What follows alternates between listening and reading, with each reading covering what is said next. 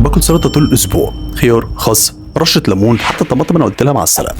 قافش على اي لقمه حتى بتنام جعان.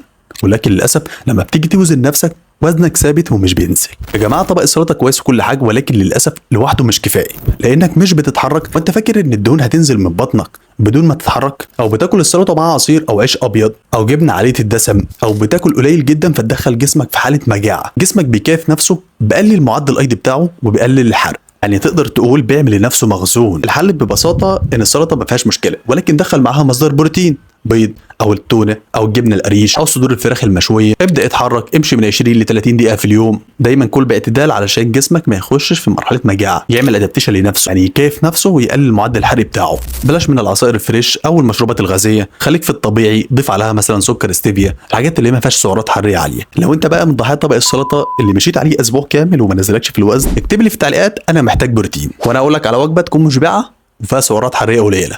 والسلام عليكم ورحمه الله وبركاته.